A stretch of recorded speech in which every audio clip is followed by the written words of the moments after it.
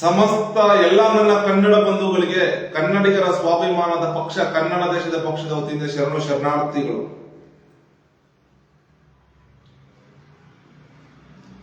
ಇತ್ತೀಚೆಗೆ ಅಂದ್ರೆ ಒಂದು ವರ್ಷ 2 ವರ್ಷದಿಂದ ಈಚೆಗೆ ಕೆಲವು ಕನ್ನಡ ಬಂಧುಗಳು ಸರ್ಕಾರಿ ಶಾಲೆ ಉಳಿಸಿ ಕನ್ನಡ ಶಾಲೆ ಉಳಿಸಿ ಅಂತ ಒಂದು ಅಭಿಯಾನ ಮಾಡ್ತಿದ್ದಾರೆ.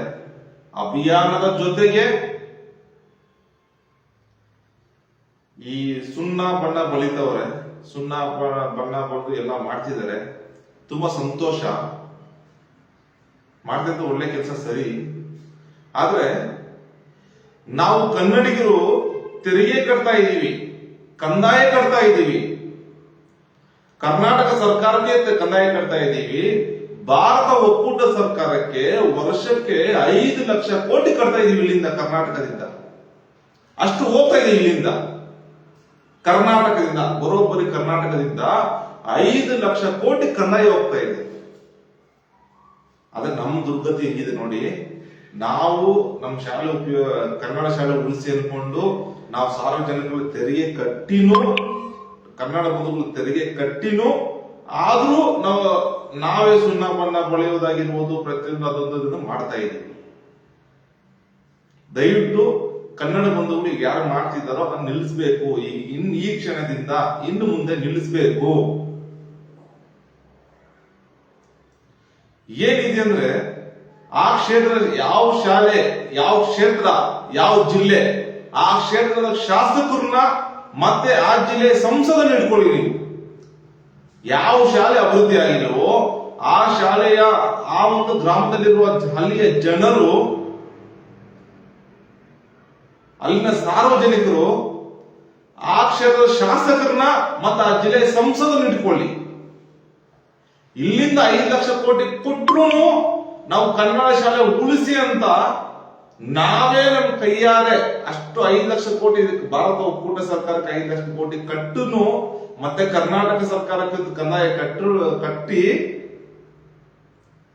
ಕನ್ನಡ ಶಾಲೆ ಉಳಿಸಿ ಅಂತ ಹೇಳ್ಬಿಟ್ಟು ಸಮಸ್ತ ಕನ್ನಡ ಬಂಧುಗಳು ಪ್ರಯತ್ನ ಮಾಡಿ ಅವರವರ ಶಕ್ತಿಯಾನುಸಾರ ಪ್ರಯತ್ನ ಮಾಡಿ ಮಾಡ್ತಿದ್ದಾರೆ. ದಯವಿಟ್ಟು ಇನ್ನು ಮುಂದೆ ಇದು ನಿಲ್ಲಿಸಬೇಕು. ಅದೇ ಪ್ರಯತ್ನನ ಶಾಸಕರ ಮೇಲೆ ಒತ್ತಡ ಹಾಕಿ ಸಂಸದ ನಿಂತ್ಕೊಳ್ಳಿ. ಸಂಸದ ನಿಂತ್ಕೊಂಡು ಅವ್ರು ಕೆಲಸ ಮಾಡಿಸ್ಕೊಂಡು ನಮ್ಮ ಕನ್ನಡ ಶಾಲೆ ಉಳಿಸೋ ಕೆಲಸ ಮಾಡೋಣ. ದಯವಿಟ್ಟು ನೀವು ಯಾರು ಇಂತ ಮಾಡಕ್ ಹೋಗ್ಬೇಡಿ.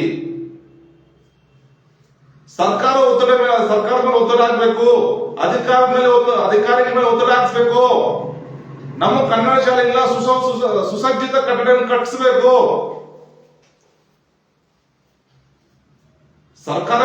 ಸರ್ಕಾರ ವರ್ಷಕ್ಕೆ ಎಷ್ಟೋ ಅನುದಾನ ಮೀಸಲಿಡ್ತಾ ಇರುತ್ತೆ. ಶಾಲೆಗೆ ಸಂಬಂಧಪಟ್ಟಂಗೆ, ಶಿಕ್ಷಣಕ್ಕೆ ಸಂಬಂಧಪಟ್ಟಂಗೆ, ಶಿಕ್ಷಣ ಎಷ್ಟೋ ಸಾವಿರ ಕೋಟಿ ಮೀಸಲಿಡ್ತಾ ಇರುತ್ತೆ. ಆದ್ರೂ ಕನ್ನಡ ಬಂಧುಗಳು ಪ್ರಯತ್ನ ಮಾಡಿ ಸರ್ಕಾರಿ ಶಾಲೆ ಉಳಿಸೋಣ, ನಾವು ಓದಿರೋ ಶಾಲೆ ಅಂತ ಪ್ರಯತ್ನ ಮಾಡ್ತಿದ್ದಾರೆ.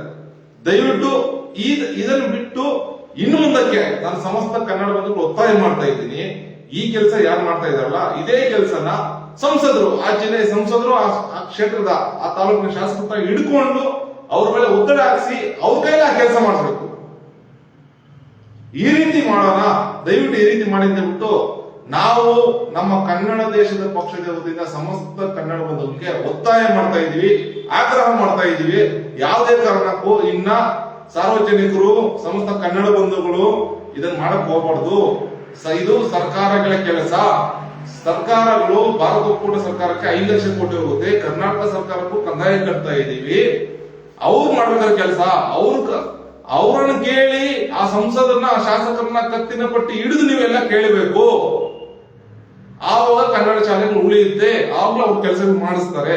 ದಯವಿಟ್ಟು ಎಲ್ರು ಶಾಸಕರ ಮೇಲೆ, ಸಂಸದರ ಮೇಲೆ ಒತ್ತಡ ತಂದು ನಮ್ಮ ಕನ್ನಡ ಶಾಲೆ ಉಳಿಸೋಣ, ಬೆಳೆಸೋಣ.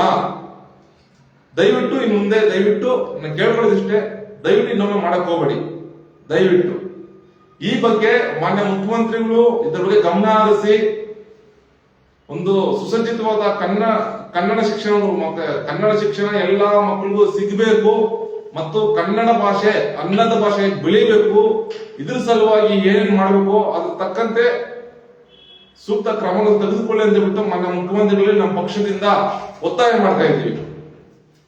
ಜೈ ಕನ್ನಡ ಅಂದ್ರೆ ಜೈ ಕನ್ನಡ ಧರ್ಮ, ಜೈ ಕನ್ನಡ ದೇಶ. ಶರಣು ಶರಣಾರ್ಥಿಗಳು.